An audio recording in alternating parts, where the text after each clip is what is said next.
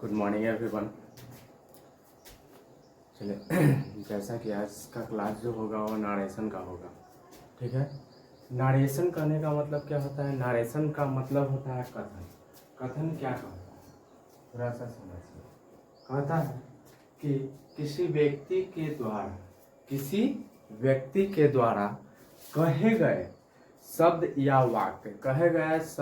या वाक्य कथन को निरूपित करता है। कथन को निरूपित करता है कहने का मतलब है कि वैसा व्यक्ति जिसके द्वारा कोई भी वर्ड जो है वह बोला गया हो और कोई भी सेंटेंस जो है वह क्या किया गया हो, बोला गया हो, और उसी को निरूपित जो करता है वही क्या कहलाता है? नारेशन कहलाता है। क्या कहलाता है? नारेशन कहलाता है। ठीक है, नारेशन को स्पीच का रूप भी दिया जाता है। क्या कहा जाता है?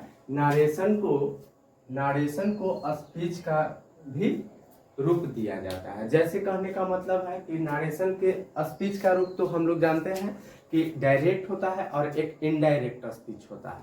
तो स्पीच जो होता है ना, तो ये भी एक प्रकार का नारेशन का टर्म ही है। क्या है? नारेशन का टर्म ही है।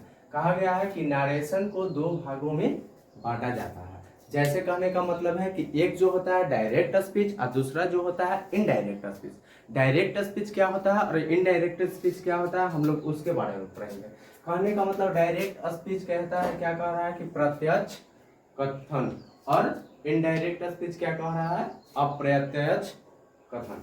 कह रहा है डायरेक्ट स्पीच में क्या होता है कि कोई भी व्यक्ति जो होता है, वक्ता जो बोलने वाला स्पीकर जो होता है, वह क्या कहता है कि उसी के शब्दों में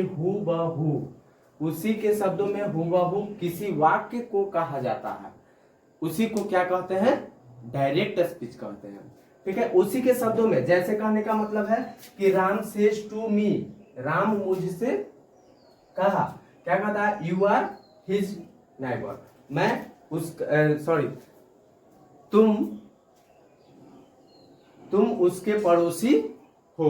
तो यह जो होता है कि डायरेक्ट स्पीच में कहलाता है। अगर इसी को कॉमा और इन्वर्टेड कॉमा को हटाने के लिए अब आगे ये सब पढ़ाएंगे।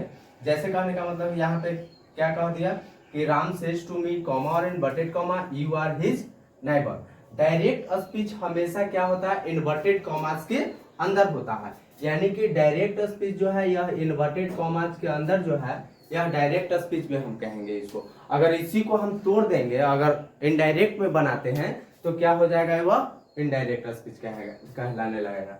एक और एग्जांपल है, he says to me I am your friend. ठीक है ना? चलिए आगे अब देखते हैं सेकंड पॉइंट में। सेकंड नंबर में क्या कह रहा है कि इनडायरेक्ट स्पीच। इनडायरेक्ट स्पीच क्या कहलाता है कि जब कोई व्यक्ति या वक्ता जो बोलता है, स्पीकर, क्या कह रहा है कि उसके द्वारा कहे गए कथन को हूबहू उसके द्वारा ना कह के अपने जो शब्दों में, अपने जो भाषा में जो बोलता है उसी को क्या कहते हैं? इनडायरेक्ट स्पीच कहते हैं। अब जैसे इनडायरेक्ट स्पीच इन्वर्टेड कॉमास के बाहर होता है। अभी हमने बताया कि इनडायरेक्ट स्पीच जो होता है वह इन्वर्टेड कॉमास के बाहर होता है। इनडायरेक्ट स्पीच, तो इसका एग्जांपल जो होगा, he tells me that his is my friend.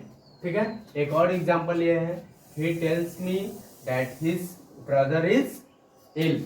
ठीक है, अब देखिए यहाँ पे तो आप लोग कह रहे होंगे कि कॉमा और इन्वर्टेड कॉमा को सर आप हटा रहे हैं, तो हटा रहे हैं तो क्यों हटा दे रहे हैं? तो वह इनडायरेक्ट स्पीच पे वो सब रूल के अंतर्गत हम क्या करेंगे आप लोगों को बताएंगे। ठीक है, चलिए अब उसके बाद जो है इसमें नोटेड पॉइंट क्या कह रहा है कि इनडायरेक्ट स्पीच जो होता है वह इन्वर्टेड कॉमास के बाहर रहता है, इन्वर्टेड कॉमास में नहीं रहता है। ठीक है, अब कह रहा है कि डायरेक्ट स्पीच में 3 महत्वपूर्ण बिंदु हैं जिनके बारे में जानना जरूरी होता है। ठीक है, जैसे कहने का मतलब 3 बिंदु जो है वह रिपोर्टिंग वर्ब होगा सबसे फर्स्ट में, और रिपोर्टेड स्पीच होगा, फिर उसके बाद वर्ब ऑफ रिपोर्टेड स्पीच होगा। और ये तीनों के बारे में क्या करेंगे? एक एक करके अध्ययन करेंगे। Good morning. ये तीनों के बारे में क्या करेंगे? अध्ययन करेंगे। अब देखिए रिपोर्टिंग वर्ब जो है वह क्या कहलाता है?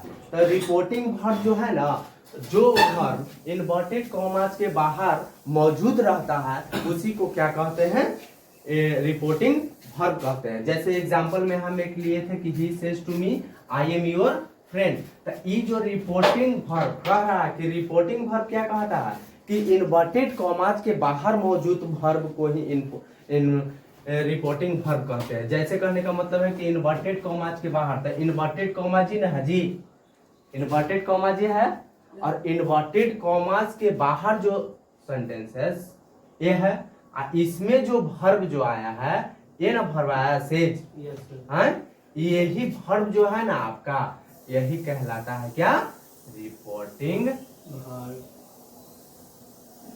रिपोर्टिंग वर्ब कहलाता है। ठीक है, क्या कहलाता है, रिपोर्टिंग वर्ब कहलाता है। अब उसके बाद हम लोग चलेंगे क्या, रिपोर्टेड स्पीच पे। तो रिपोर्टेड स्पीच अब थोड़ा सा इसको इरेज करना होगा, ठीक है।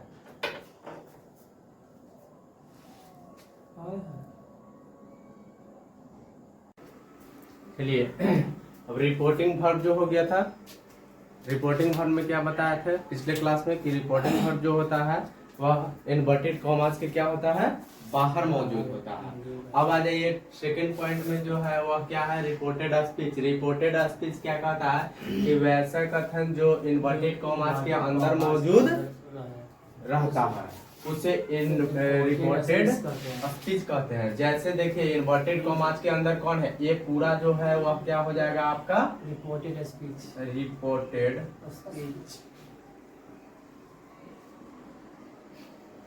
स्पीच हो जाएगा वो, ठीक है।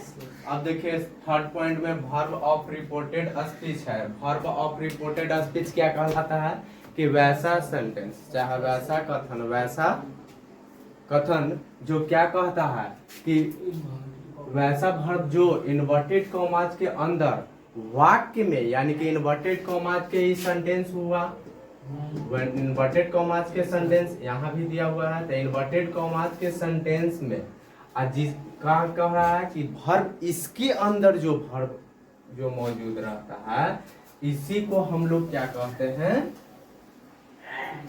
वर्ब ऑफ रिपोर्टेड स्पीच बोलते हैं। क्या बोलते हैं, वर्ब ऑफ रिपोर्टेड स्पीच बोलते हैं, ठीक है। आगे क्या कहता है कि डायरेक्ट स्पीच को इनडायरेक्ट में बदलने के लिए 3 नियमों का पालन करते हैं। सबसे पहला जो नियम होता है वह क्या होता है कि चेंज ऑफ पर्सन। इसमें पर्सन को चेंज करेंगे, क्या चीज को चेंज करेंगे, पर्सन को चेंज करेंगे। तो पर्सन को चेंज करना आएगा तब ना, फिर उसके बाद जो है वह क्या है कि चेंज ऑफ टेंस, फिर change of other parts of speech. कह रहा है कि चेंज ऑफ पर्सन क्या कहता है, पर्सन जो होता है ना बउआ, देखिए पर्सन जो होता है 3 प्रकार के होता है। कितने प्रकार का होता है, 3 प्रकार के होता है। एक first person, second person, third person. तो क्या कह रहा है कि चेंज ऑफ पर्सन में मुख्यतः पर्सन का बदलाव करते हैं, यानी कि पर्सन को सिर्फ बदलते हैं चेंज ऑफ पर्सन में, ठीक है। तो कह रहा है कि पर्सन को कितने भागों में बांटा गया है, 3 भाग में बांटा गया है।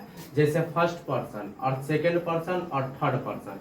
फर्स्ट पर्सन क्या कहता है कि फर्स्ट पर्सन किसके अनुसार चेंज करना है, सब्जेक्ट के अनुसार, लेकिन सेकंड पर्सन जो है वह ऑब्जेक्ट के अनुसार, और थर्ड पर्सन नो चेंज।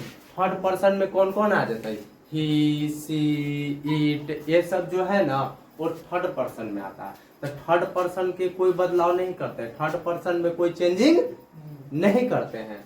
अब थोड़ा सा ध्यान दीजिए कि फर्स्ट पर्सन, सेकंड पर्सन और थर्ड पर्सन, इसी को अगर शॉर्ट ट्रिक में अगर जानना है तो एस ओ एन, सन बटा 1 2 3 ऐसे करो, चाहे 1 2 3 बटा एस ओ एन, इस टाइप से भी कर सकते हैं, ठीक है। क्या कह रहा है, फर्स्ट पर्सन सब्जेक्ट के अनुसार, सेकंड पर्सन ऑब्जेक्ट के अनुसार, थर्ड पर्सन नो चेंज, ठीक है। ये थोड़ा सा शॉर्ट है कि जो अगर समझ में नहीं आया तो यहाँ से देख लो कि फर्स्ट पर्सन केकर अनुसार है, सेकंड पर्सन किसके अनुसार है, थर्ड पर्सन किसके अनुसार है। आप लोगों के बुक्स वगैरह में भी ये दिया हुआ रहता है।